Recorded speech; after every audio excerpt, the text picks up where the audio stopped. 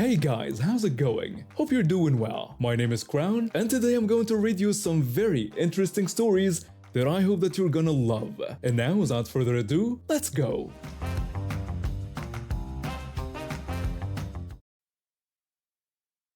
After spending 5 years in a soul-crushing corporate job where creativity was considered a liability, I landed what I thought was my dream position at a tech consulting firm.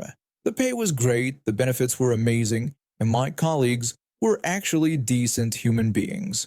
There was just one tiny problem: my immediate supervisor. I still remember my first day like it was yesterday. While other new hires were getting friendly welcomes and office tours, I got a 500-page policy manual dropped on my desk by a stern-looking man in an ill-fitting suit. He told me that this manual would be my Bible now, and that I needed to learn it, live it, and follow it.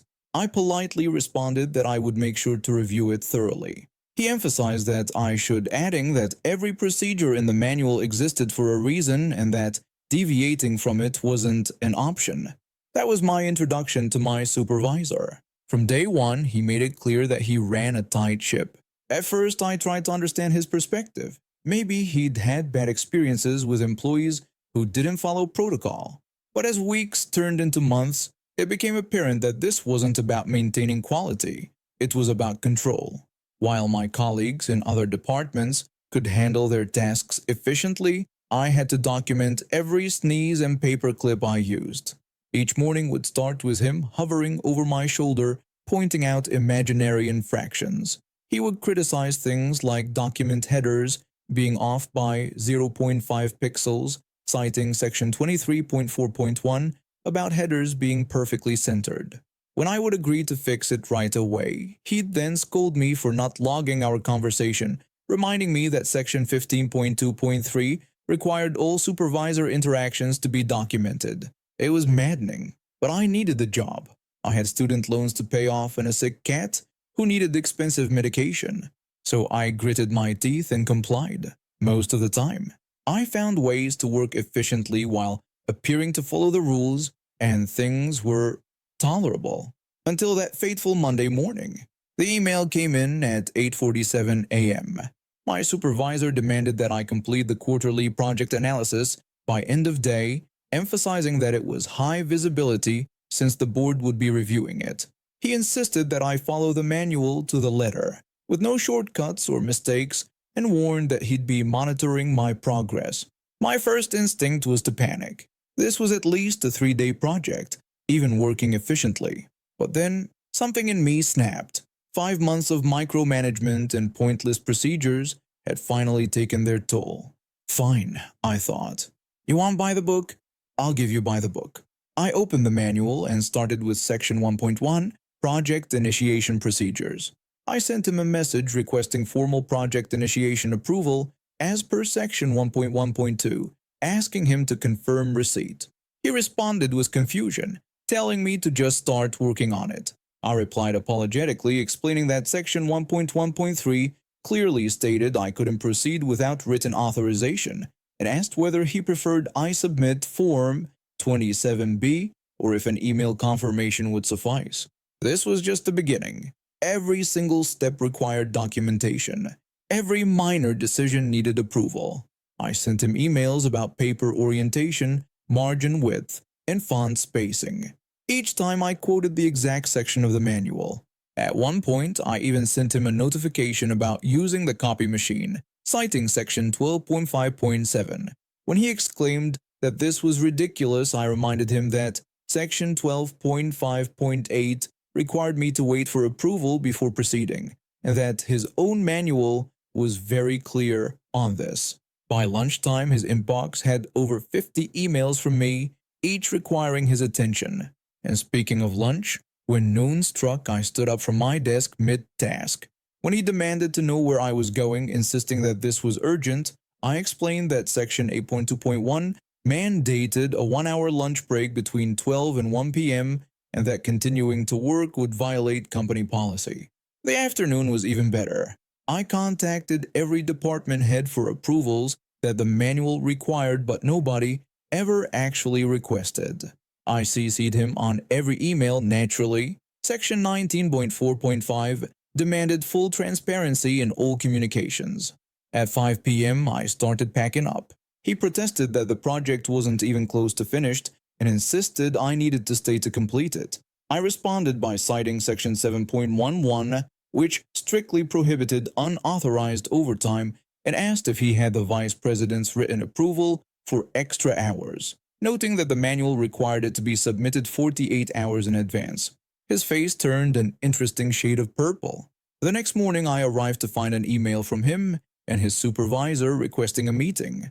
I brought my manual, of course, and had flagged every single procedure I'd followed the previous day. His supervisor began by carefully asking about the efficiency issues from yesterday. I cheerfully responded that there were no issues at all, explaining that I had followed every procedure in the manual exactly as instructed. I offered to show my documentation, mentioning that I had copies of all 147 approval requests, time-stamped and logged as per Section 16.2.4. The meeting lasted exactly 22 minutes. By the end of it, my supervisor was instructed to review and streamline his management approach. 2 days later, a new condensed version of the manual appeared on everyone's desk. My supervisor suddenly discovered the magic of using your best judgment and focusing on results. These days, I still document important things, but nobody asks me about font sizes anymore. My supervisor keeps his distance, though I sometimes catch him looking at me with a mixture of respect and fear. I heard he's been required to attend management training sessions about effective leadership and trust building. As for that quarterly analysis, I completed it in 2 days once all the unnecessary procedures were stripped away. It was perfect, if I do say so myself, right down to the font size. 5 years ago, I left my corporate job in the city after my parents passed away within months of each other. They left me their farm, a modest 15-acre property that had been in our family for 3 generations. Initially, I planned to sell it, but something about the place called to me. Maybe it was the memories of helping my dad feed the chickens every morning or watching my mom tend to her vegetable garden. So, I made the leap, used my savings to fix up the old farmhouse, learned everything I could about sustainable farming, and slowly built up a small but thriving operation. I've got about 50 chickens, a dozen pigs, and a decent vegetable patch. I sell eggs and meat at the local farmer's market, and honestly, it's the most fulfilling thing I've ever done. Everything was peaceful until last Tuesday. I was in the barn doing my morning routine when I heard screaming from the direction of the chicken coop. At first, I thought maybe a fox had gotten in, but what I found was much worse. There was this woman, probably in her 50s, wearing what looked like expensive clothes, completely inappropriate for a farm, throwing open my chicken coops and pig pens while screaming at the top of her lungs. I yelled at her, demanding to know what the hell she thought she was doing. She screamed back that she was liberating these innocent creatures from their prison and called me a murderer. She had already managed to open 3 chicken coops, and my birds were scattered everywhere. 2 of my pig pens were open, and my younger pigs were running around confused. I warned her that this was private property and that she was trespassing and destroying my livelihood. She mockingly repeated the word livelihood and called my farm a death camp, saying she'd seen me at the farmer's market and accused me of raising these creatures just to kill them. I told her to get off my property immediately or I'd call the police. She defiantly told me to go ahead, threatening to tell them about my supposedly cruel and inhuman treatment of the animals. I pulled out my phone and dialed 911. While talking to the dispatcher, this woman started running toward my remaining pig pens. I explained to the dispatcher that I had an intruder on my property who was actively releasing my livestock and that I needed officers there immediately. The woman kept screaming about animal rights and murder while trying to open more pens. I followed her at a distance, filming everything on my phone. She was yelling at the animals to run for their lives and be free. I told her that the police were on their way and told her to stop what she was doing and leave. She responded by calling me a psychopath and saying I would burn in hell. That's when things got really scary. She pulled out some bolt cutters from her bag and started moving toward my main barn, where I keep my equipment and feed. I had my shotgun in there, and the last thing I needed was this lunatic getting access to it. I shouted at her to stop and warned her not to break into my barn. She spun around and charged at me with the bolt cutters raised above her head, screaming that she would stop me herself and calling me a monster. I'm licensed to carry, and I always keep my pistol on me when working the farm. Too many coyotes and wild dogs in the area. I drew my weapon and ordered her to stop, warning her that I was armed. She either didn't believe me or didn't care. She kept charging, screaming like a banshee. I aimed low and pulled the trigger. The shot hit her in the knee and she went down hard, bolt cutters clattering beside her. She started screaming that I had shot her, in a tone of complete disbelief, and threatened to call her lawyer. I told her that I had everything on video, including her trespassing, destroying property, and attacking me with a weapon. The police arrived about 5 minutes later. By then my property looked like a war zone. Chickens everywhere, pigs rooting up my vegetable garden, and this woman rolling around on the ground, alternating between crying about her knee and threatening to sue me. The police arrested her and called an ambulance. Turns out she was part of some extreme animal rights group and had been planning this liberation for weeks. She'd been stalking my farmer's market stall, following me home and watching my routine. She even posted about her plans on social media, which made the police's job pretty easy.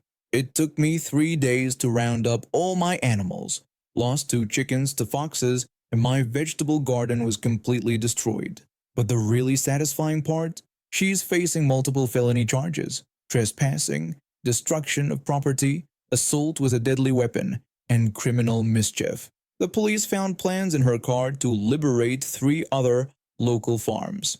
My self-defense claim was ruled completely justified, and her social media posts helped establish premeditation for all her crimes. She's now looking at serious prison time, and her fancy lawyer can't do much with the video evidence and her documented plans. And I've since installed security cameras all over the property. My husband and I moved into this apartment complex 3 months ago. It's a nice place, not too expensive, decent amenities, and generally quiet neighbors. Well, until last week when maintenance started renovating the empty units around us. I get it, work needs to be done, but there's a time and place for everything. Yesterday on Friday I was woken up at 7 a.m. by the sound of power tools and hammering. I let it slide because it was a weekday, and I figured people need to work. But today, at 7 a.m. on a Saturday, oh no, that wasn't going to fly. I was lying in bed staring at the ceiling, listening to the endless sawing and hammering coming from the unit next door. My husband was already awake too, looking at me with that expression he gets when he knows I'm about to do something.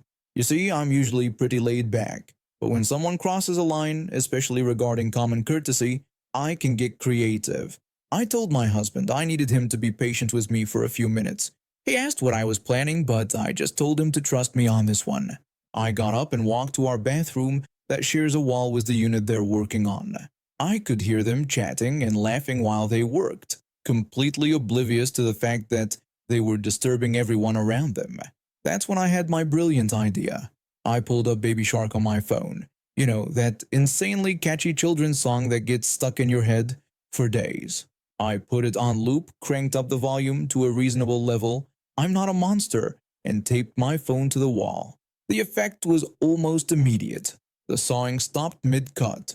Through the wall I could hear the maintenance workers talking to each other. One of them asked if the other could hear the music, and his colleague confirmed it was Baby Shark. They wondered where it was coming from. They kept hammering for a while, trying to ignore it, but Baby Shark is relentless. It just keeps going and going. By 8 a.m., all work had stopped. I was sitting in my living room with my husband, trying not to laugh. He expressed his disbelief that my plan had actually worked, and I joked that sometimes you have to fight fire with sharks. At 8:47 a.m., there was a knock at our door. 2 maintenance workers were standing there looking slightly embarrassed. They apologized for waking us up so early and admitted they shouldn't have started work at that hour on a weekend. They told us they would switch to pulling up carpet instead, assuring us it would be quieter. I thanked them and wished them luck with their work. I went back inside and finally turned off Baby Shark, feeling quite proud of myself. My husband was grinning from ear to ear. Later that day, I started feeling a bit guilty. These guys were just doing their job, even if they had poor timing. I decided to make things right. I went to the store and bought some snacks and drinks. When I brought them over to the maintenance crew, they actually laughed about the whole thing. One of them asked if that was my phone playing Baby Shark.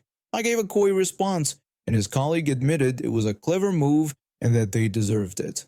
We all had a good laugh about it, and they promised to start work at a more reasonable hour on weekends. They explained that they were trying to finish the renovations ahead of schedule, but admitted that 7 a.m. on a Saturday was pushing it. From that day on, they always waited until at least 9 a.m. to start work on weekends, and sometimes they'd even bring us coffee as a thank you for being understanding about the renovation noise. It turned out to be a win-win situation. They got to do their work, and we got to sleep in on weekends. Whenever I run into them now, they sometimes hum the Baby Shark tune as a joke, and we all crack up. It's become our little running gag in the apartment complex. Living with auditory processing disorder isn't easy. I was diagnosed when I was 12 after years of struggling with what everyone thought was just anxiety. When there's too much noise or sudden loud sounds, my mind goes into complete overdrive. It's like having thousands of people screaming in your ears all at once, and your brain just can't handle it. The diagnosis actually came as a relief. Finally, there was an explanation for why I would break down during assemblies, why crowded cafeterias felt like torture chambers, and why even simple things like multiple people talking at once could send me into a panic attack. The game changer was when I got prescribed these special noise filtering headphones, medical devices that help process and filter sounds to manageable levels. They made school actually bearable for the first time in years. Most teachers were understanding once they read my accommodation notes, but everything changed during that one gym class in my sophomore year. We had a substitute teacher that day, walking in with his brand new tracksuit and shiny whistle. The moment he announced we were playing football, I knew there might be trouble. I approached him and explained my medical condition and the need for the headphones during physical activities. He dismissed my concern, claiming I wouldn't be able to hear my teammates.